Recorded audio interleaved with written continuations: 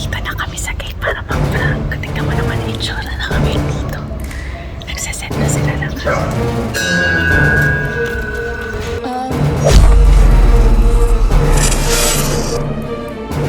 Andiyan po ba si ano? May kailangan po kasi ako eh. Pwede na ba akong tulungan saglit? Nawawala po kasi yung bag ko. Eh, nag-grab po ko.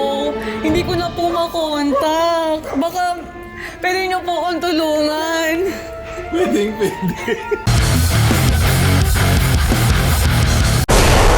Medyo pahinga muna tayo sa mga interview ngayon. Gagawa naman tayo ng prank.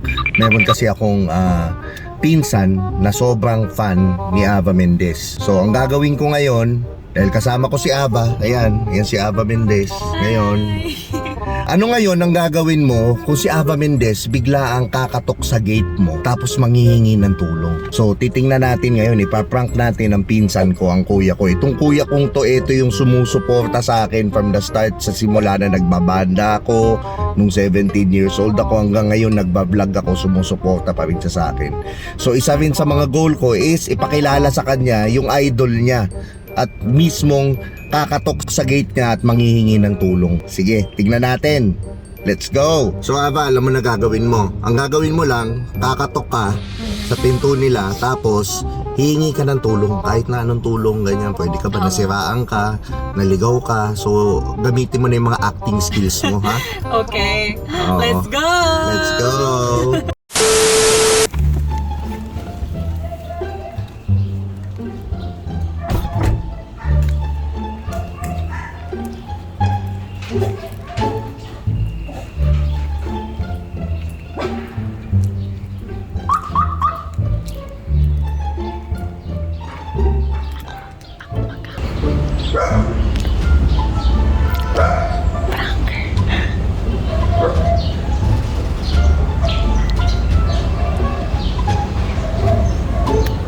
Kaya nandito na kami sa gate para mag-prank. Tingnan mo naman yung itsura na kami dito.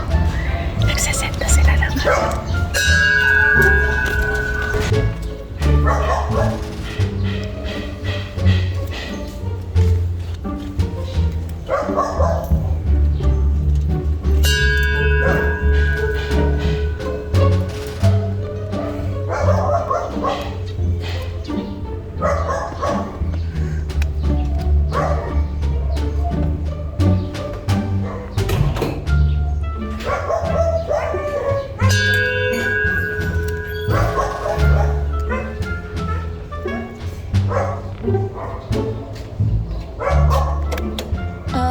Andiyan po ba si ano? May kailangan po kasi ako eh. Pwede niyo ba akong tulungan saglit?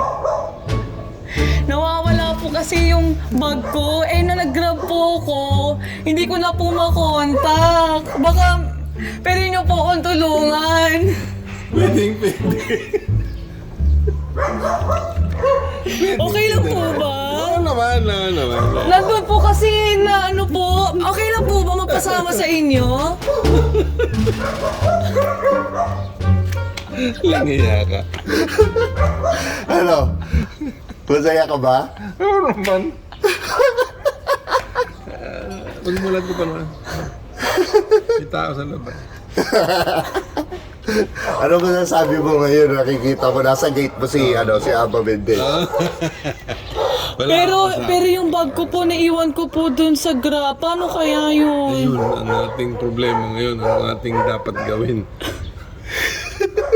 Kailangan nating... Pwede po yung babang palitan nyo ng bago, tsaka may laman Ayun! pa po ang cash yun eh. Pinakamahirap yun. Okay lang naman po kasi naman ang cash lang naman doon nasa 20,000 lang. Kaya-kaya nyo po yun. Dukot nga dyan. Ayun lang, so, yun. Pinakita ko lang, di ba? Pinakita ko lang yung pinsang ko kumatok na pan ni Ava Mendez. Oo yung naman, mga- panapan ang makita. Oo. Nanonood ka ba ng mga pelikula niya? Ano na lang? Facebook lang, Facebook. Yeah. Wala kang alam. Wala. Kilala kong kaliskis mo, oy. Wala pelikula niya. Oo. Napakamatuwid. Yan. Okay, so nakita nyo na. So, nakita niyo yung reaction. Yan na yung ano.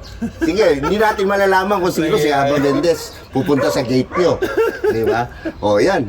So, ito nga pala yung pinsan ko, si Kuya Marlo. Yan. Hello. Hello. Yan. Kaya dinideserve niyang makilala yung idol niya dahil simula pa lang sumusuporta na sa akin. So, yan. Pinadala ko lang dito sa bahay. O, sige na, bye-bye. Nangiya ka. Ay nako, nang makita ko si Eva, para ako nakakita ng diwata. Wala ako sa wisyo. Diyos ko po, Diyos ko.